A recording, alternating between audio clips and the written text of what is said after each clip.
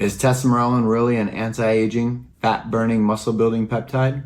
This is Casey with Living Youthful. We're about to embark on a 16-week journey to see if this peptide does everything that it says it does. I'm going to be going over mixing, dosage, injection, everything you guys need to know so that way you can start researching this peptide at home. You're definitely going to want to hit that subscribe button because I'm going to document everything from A to Z to see if this peptide is better than CJC 1295. Super excited to jump into this tesamorelin. I've only done the CJC 1295 and ipamorelin blend. See if I actually have any different results and benefits from the tesamorelin. So we're documenting the 16-week journey is going to come in handy. Pretty much where I'm starting till I end. So this is going to be great. You're definitely going to want to see this whole journey. The benefits consist pretty much the same as CJC 1295 does, except it has that added trans 3-hexanoic acid to it, so it makes it more stable in the blood plasma and actually gives it a longer half-life. You are supposed to burn more fat because it is a fat-burning peptide. Tesamorelin should always be done before bed. Do one big shot before you go to bed. It's not like CJC 1295 where you split the dosage through the day. Make sure you're fasted 2 to 3 hours before you do your shot. That's when you're going to get the most from the peptide, so that way your insulin levels are regulated. I'm going to be researching 6 days on, 1 day off. You can do 5 and 2. The vials that I'm doing are going to last 6 days, so it's pretty much going to be perfect. 6 days on, 1 day off. Let's get into it. Tesamorelin right here, purple and gold. This is a 6x2 vial of the tesamorelin ipamorelin blend. Tesamorelin is going to secrete HGH from your pituitary gland, and ipamorelin is going to secrete HGH from your ghrelin or from within the stomach. So when they're working synergistically together, this is when you're going to release the most HGH to get the most youthful benefits. This is 1 month's worth, okay? This is a 6x2 vial. This is only going to last me 6 days. I'm going to be doing 1 milligram a day. 1 milligram equals 1,000 micrograms. We're going to be using a 1 ml syringe and bacteriostatic water. That being said, let's go to the peptide calculator and break it down right now.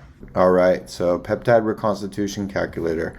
Like I said, 1 ml syringe, that's what we're using. We're going to go to vial quality, 6 milligram vial. I'm doing 1 milligram a day, so I'm punching in 6 milligrams. I know I need 2 mLs for easy mixing and dosage.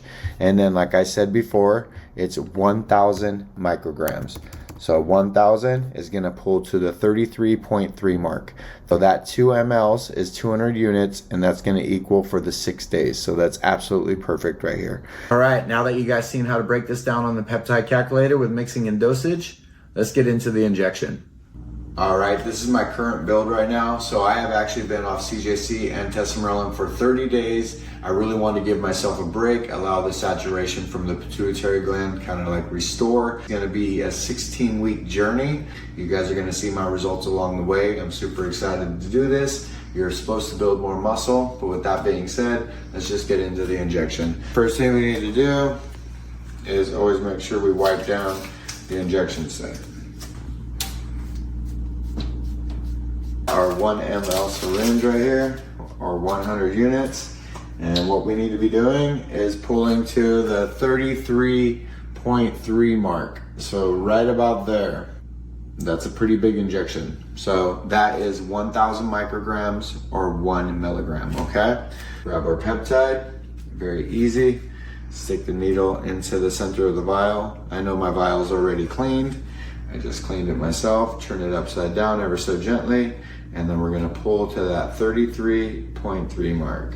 And we're there. And pull down, get all the air bubbles, push it back up. All right, and we're here. We'll go to the injection site. Push down and in, and boom.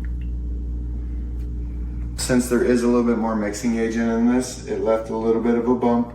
That's no problem. All you gotta do is just rub gently and it will go away. And then that was the shot.